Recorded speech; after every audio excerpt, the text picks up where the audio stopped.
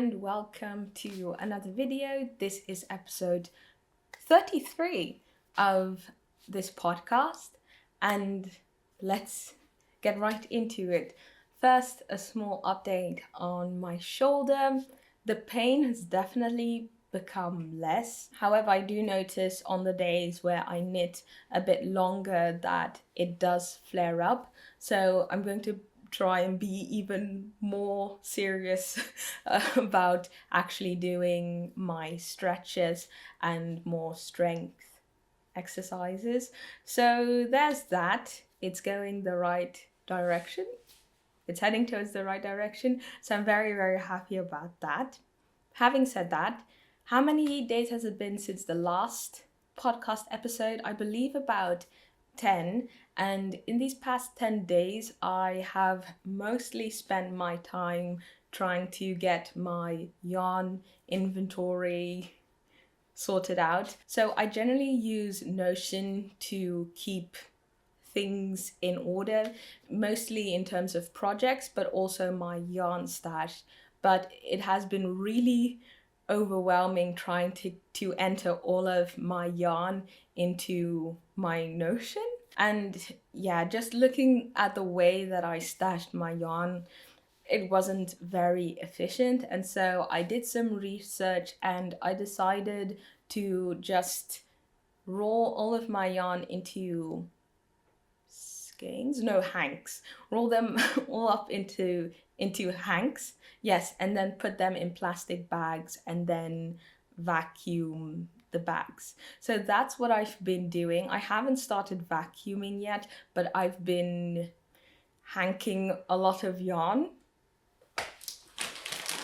if that is even a word. So for instance, this is a bag filled with only Aran weight yarn, which I like because then I can kind of look at this and see maybe if there are colors that work with each other and I can get inspiration from that. So that was also one of the reasons why I wanted to store my yarn in this way. So yeah, I have been doing that.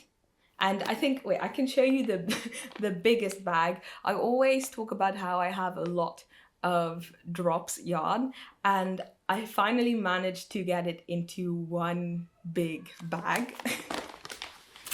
Here it is. Ta-da!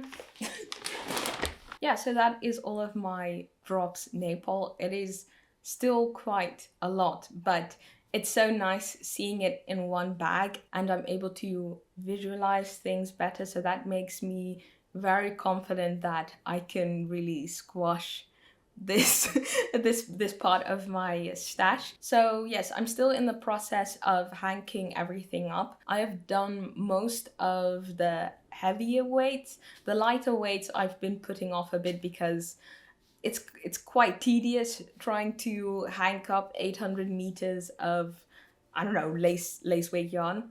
So yeah, hopefully I'll be able to finish in 2 weeks and then I can easily put it into my Notion, and then I have a full overview of what I have. And yeah, like I said, or I don't know if I said it, but the experience has been really nice being able to see more of the older yarn that I have in my stash and getting inspired by that. And actually I have a project that I started mainly because of this cleanup. So yeah, that's everything with regards to cleaning and organizing my yarn. Moving on to the next thing, and that is actually this t-shirt. Yes, so this is actually one of the projects that was in my winter 2022 list of things that I wanted to knit. I've kind of stopped doing those videos because I've made 2 of them, and both of them I ended up not making a lot that was on my list, or I started things and then I ripped them out. If you remember, I believe a couple of episodes back, I showed you the snow sweater, I believe. Yeah, the snow sweater from a book called Ami Mono Noto. I'll leave the episode in the description down below. And I had made one sleeve, so it was this blue sweater with some snow colorwork. Yeah, some snow colorwork, and then the top was again blue. And I ended up frogging that. I have actually frogged a lot of projects the past couple of weeks, and it's been really nice because some of these projects have been kind of weighing down on me. Well, not necessarily weighing down on me, but I've been irritated by them, and finally pulling the plug on them and actually rewinding the yarn has been very cathartic to me. For instance, I had this Dorita vest that I made, or that I was working on, from Gregorio Fibers, and I started this project when I was fairly new when it came to actually knitting garments, and so inexperienced, and the project was just above my level, to be honest. So basically what had happened was, it's a bottom up piece, and so I had worked all the way up. Actually, I almost finished it, and I was supposed to do a 3-needle bind off, and I did that, but it was far too tight at my armholes, and I was just at a loss, and I cut off a section of the vest, and then I let it languish for a really long time, and I really wanted to try and finish it, but then I took a good look at it, and I felt that even if I would have finished it, I probably wouldn't have been happy with the end result, and so I took that out. I frogged it last week, and I'm very, very happy that I did that. Yes, okay, but going back to the Colett Tee that I'm wearing. So yes, like I said, this was in my 2024 winter knitting plans video, and I had been working on the patchwork sweater, which I spoke about last episode, and I was getting a bit frustrated because I was rowing out severely in that project. I'll talk about that later.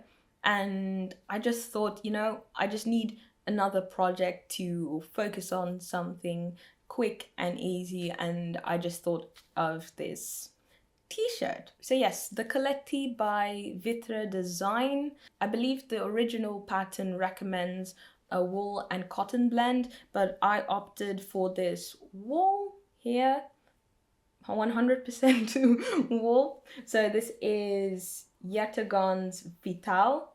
It's a DK weight yarn, 115 meters per 50 grams, and this is the color 5526. How would you call this? Wine burgundy color. I'm not good with colors, but yes, this is what I had left, and I just hanked it. Yeah, so I can actually show you how it looks. I can pull it out of my trousers. Yeah.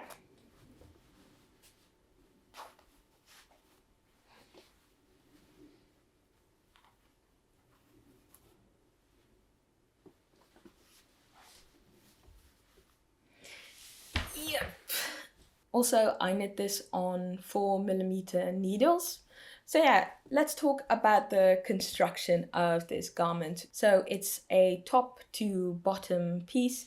You start off with the ribbing, which I did on 3mm needles, and then after you've done that, you start increasing for the body, and you do short rows. I opted for Japanese short rows. I think you might be able to see them. I think they're here, here, and here, and here, and here. Well, I can't see them too well, which I guess is good. But yes, so I used Japanese short rows, and then after some time, once you finished increasing for the body, you increase for the shoulders and for the body at the same time, creating, basically, this is the section where you increase for the body, and then you start increasing for the arms, and then once you've, yeah, basically have, yeah, it's a raglan, I should say. But yeah, once you've increased enough according to the pattern, you basically just put the sleeve stitches on hold. You cast on using a backwards loop, cast on, yes, and then you just knit straight down, and then you come back and pick up the sleeves, the sleeve stitches, and then do some ribbing, and the same on this side. For casting off, I just did an Italian bind off because I wanted it to be, you know, elastic, nice and elastic. And for the neck, I did a long tail cast on because that's just my go-to favorite cast on when it has to be somewhat stretchy. Yeah, so yeah, having said that, the experience of knitting this tee was actually really nice. I enjoyed it, but I do have to say I wasn't very impressed by the pattern. I don't think I would recommend this pattern to a beginner. At least when I was a beginner, I don't think I could actually make this piece because the explanation was pretty sparse. And one thing that was a bit weird for me was that in the pattern it said something, basically you had an amount of stitches underneath your armpit that you casted on with the backwards loop cast on technique, and then once you've picked up all of the stitches, you're supposed to increase, yeah, you're supposed to increase a couple of stitches here underneath, and they said use KFAB, and I didn't really know what that was, and there was no, you know, no dictionary, no abbreviation dictionary. And I think that what was meant was KFB. I don't know, there were just a couple of things that weren't very clear in the pattern.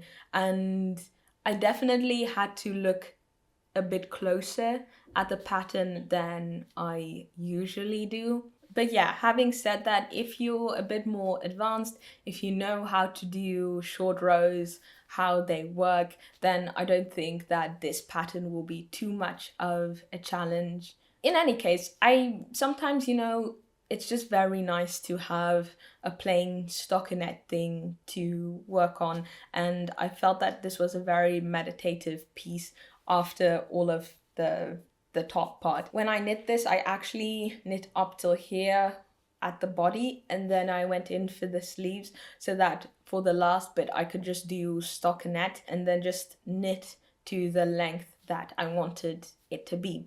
So yeah, in any case, I'm very happy with how it looks. The fit is really nice and I'm glad that I made it. Moving on. Oh wait, I completely forgot. Ta-da! Yes, I don't know how I could have forgotten that, but moving on. Yes, the midwinter men's sweater is finally done, and I can actually show you the finished thing. Ta-da! Oh my gosh, I'm so happy that this one is done. Should I give specifications? I'll try and see if I can do this in a rapid fire thing. So the designer is Stino Hulgaard Johansson. The yarn that I used was Svensk Ull 3 trådar, 3-ply, 190 meters per 100 grams, 100% Swedish wool. The needles that I used were for the body 3 millimeters and for the top 2.5. So the original design is basically a very long collar. A turtleneck, sorry. A turtleneck, and then you separately knit the saddle pieces because this is a saddle shoulder construction. And so after you've finished this part here, you work on the, you work the back. So you pick up on the side of the saddle and the back of the neck, and then you knit all the way down. You do some short row shaping here as well. And then once you've done that, you do the same thing at the front without the short row shaping. And then once you've knit, well, I think basically they say you just knit all the way in the so basically after doing that, you connect the back and the front, you knit in a tube all the way down, you do some ribbing at the bottom, and then you bind off, and then you come back and pick up for the sleeves. You do a couple of sleeve reductions or stitch decreases for the sleeves, and then some ribbing, and then you're done. Yes, so a couple of modifications that I made. I opted not to go for a turtleneck, and I just knit the neck shorter. Yes, and then for the sleeves, I made them a lot longer. The body I made a lot longer, and then I also made the armhole depth a bit deeper. And then for the most part, for the body, I knit flat, and it's only this section here that I knit in the round. So yes, that's a quick summary. I think I covered everything. Oh, the colors. The dark blue is Bergslagan. I think it is. I don't know. And Dala blue, that's the light blue. So sorry if I didn't pronounce that all that well. I put a piece of red yarn in the back to basically show that what the front and what the back is. So here we go. Yes.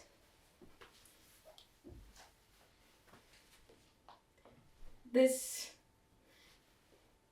is the end result, and I do have to say there are a couple of things that I wish I had done differently.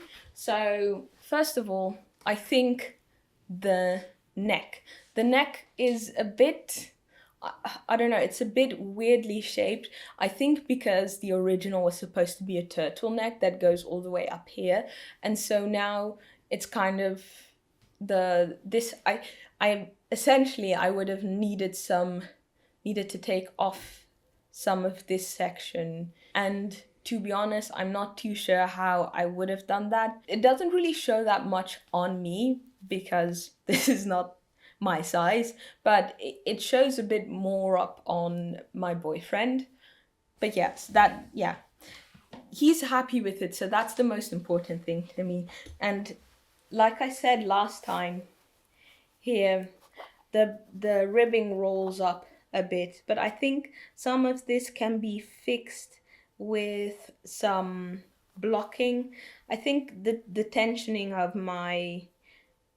the Kitchener stitch was too tight, perhaps. I did try my best to make it as loose as possible, but yeah, I don't know.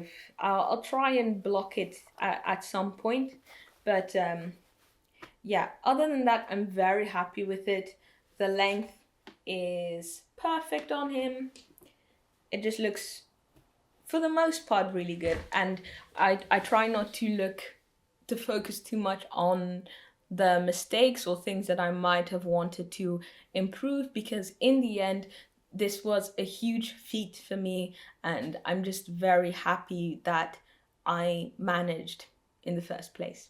So there's that. Then I would like to give a bit of an update on one of my knits from last year. Yes, these socks, they look so bad at this moment. So these are officially my house socks.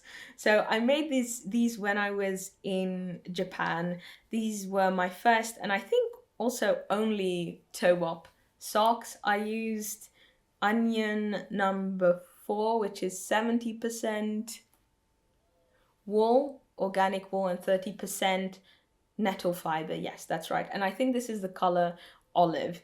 But yeah, that's aside from the point, or that's besides the point. Well, maybe not. So yes, so this is a sock without nylon. The strengthening fiber here was nettle.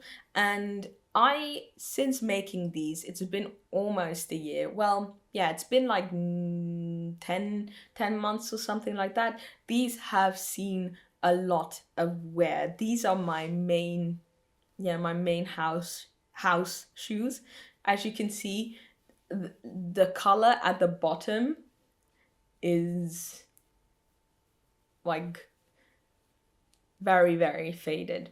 And I put this like sock stopping fluid on top of it so that it would be less glidey on the floor. Yes, but a couple of weeks ago I was wearing them, and then it turned out that I had a hole in them. I don't know if I mentioned this on the podcast, but yeah, I had a hole in one of them, and then I looked at the other sock and found that there was a hole in the same spot. And yeah, I ended up mending them by myself, and I'm actually really proud with how it turned out. So yes, what did I do? I used some opal sock yarn which had some nylon in it, and I just looked up some videos on how to mend clothing. And so what I did was I took a needle, and then on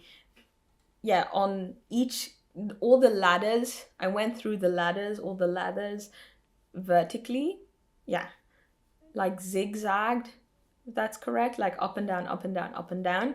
And so then I weaved through those and the remaining fabric that was in place. And so that's how I created this, I don't know, this spot that is mended.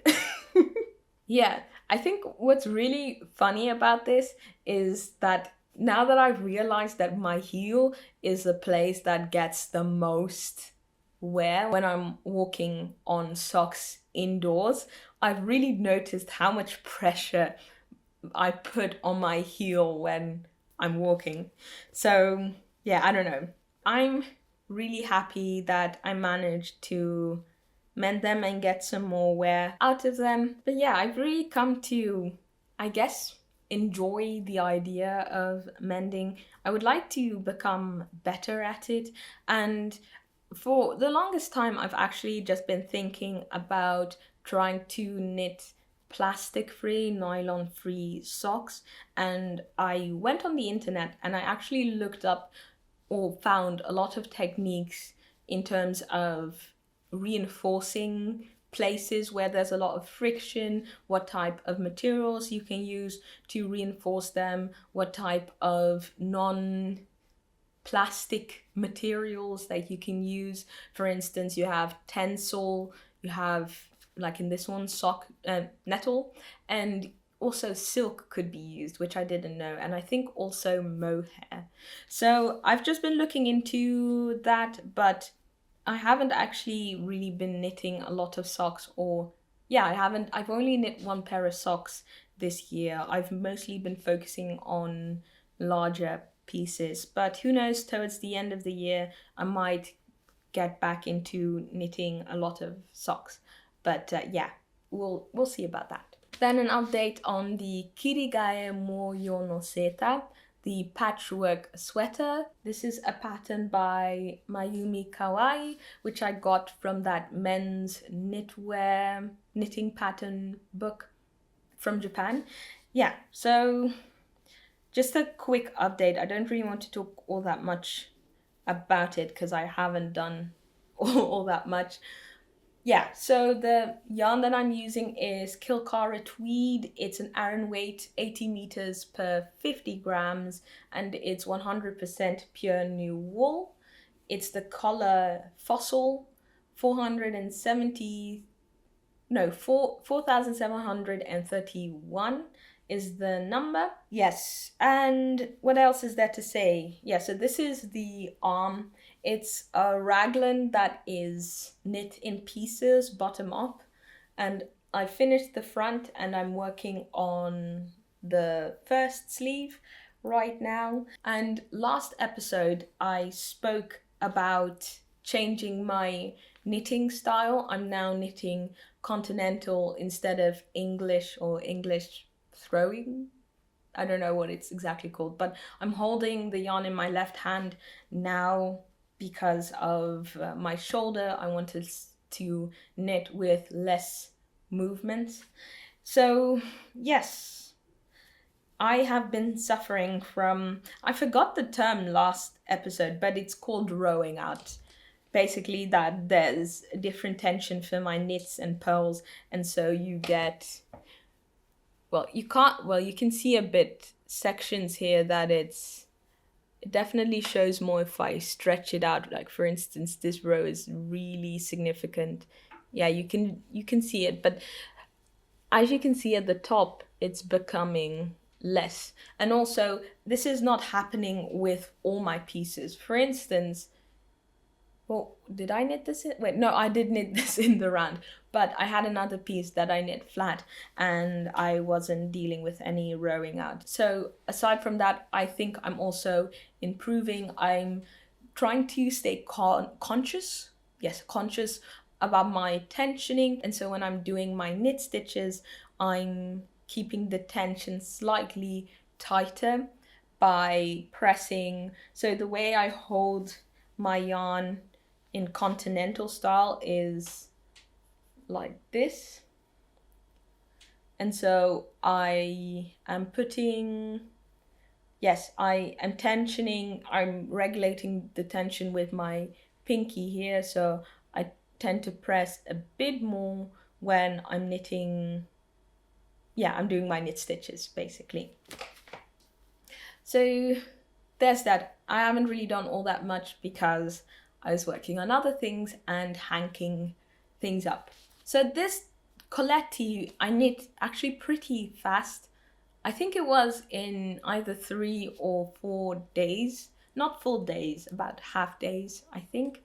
And that left me with some time to start on a new project. And I'm really, really excited about this one because I have been wanting to use more of the yarn that I bought when I was living in Japan, and for some reason things seem to be working out with this project. So yes, let me show you a swatch first.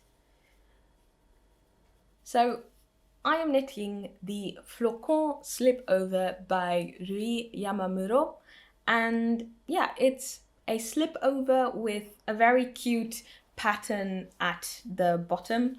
I can show you here how it looks. And yes, so this is the yarn that I'm using. This is all yarn from the company Itobatake.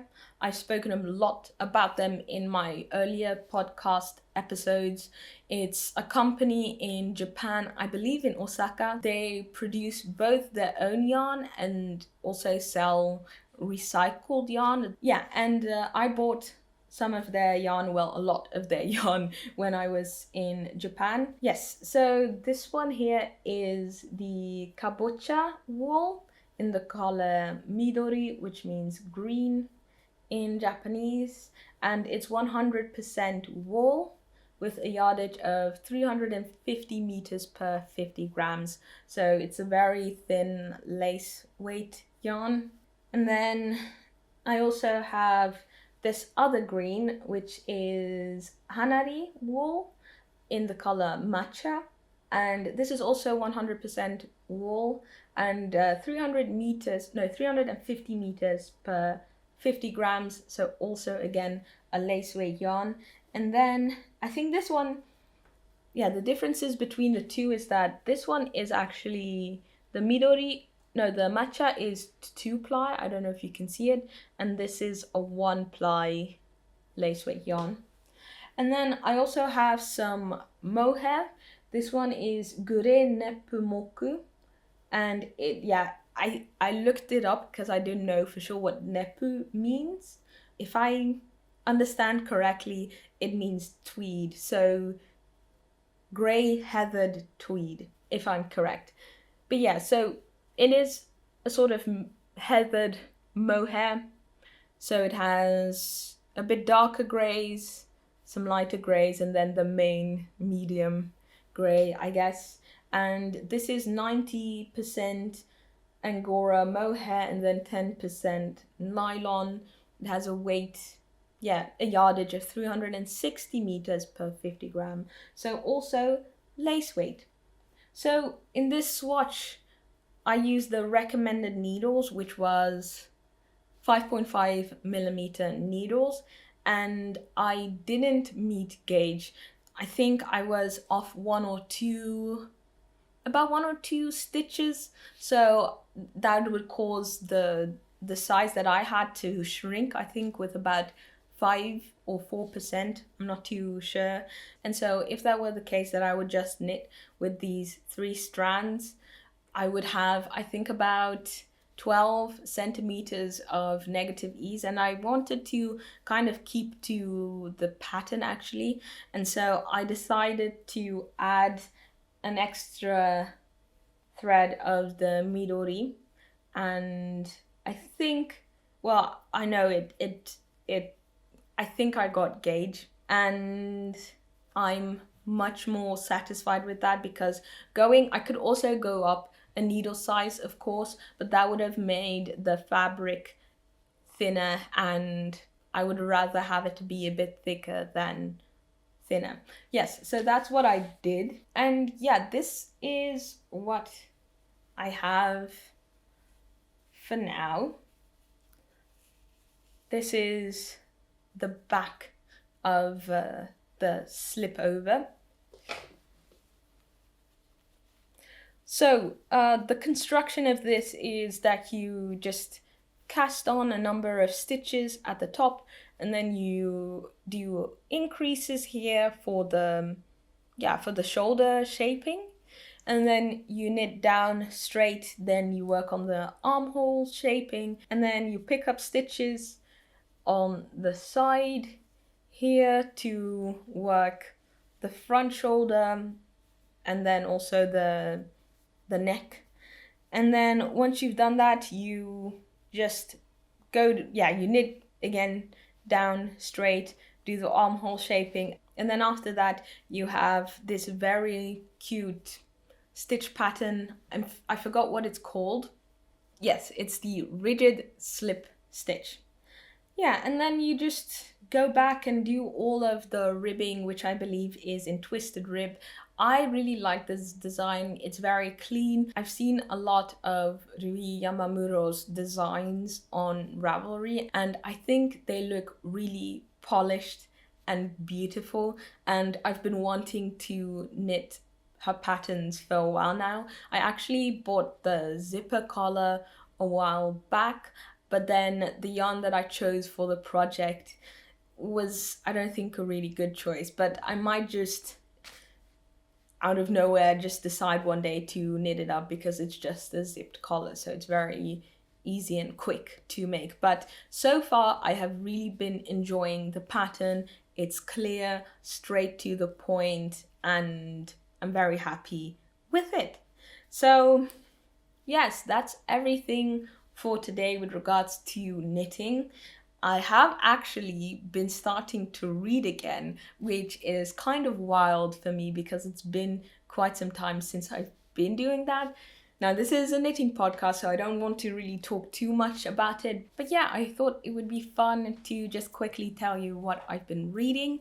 So actually, I today started to listen to Tove Ditlevsen's Childhood. It's a book that I had actually read a couple of years back, and it's the trilogy. So Tove Ditlevsen is a Danish, or was a Danish writer whose work I've really enjoyed, and she wrote 3 books about her life, and I only read the first one, and so it's been a while, so I'm now re-listening to the first book. I'm doing it in Dutch, which is also very nice, and so hopefully I'll get to finish the second and third book sometime next month. And then I've been reading The Souls of Black Folk. This is a book that I've been trying to read for the longest time, but it requires a lot of extra information on American history that I don't really possess. So I've also been reading a lot of old articles and have just been doing a bit of a deep dive into American history. Also, the book is by W.E.B. Du Bois. And then finally, I listened to an introduction to Albert Camus, who was a French philosopher. He wrote numerous books on absurdism, which is very close to existentialism. And yeah, I'm not particularly someone who reads a lot of philosophy, but I have been wanting to really get into that. So I did a tiny introduction.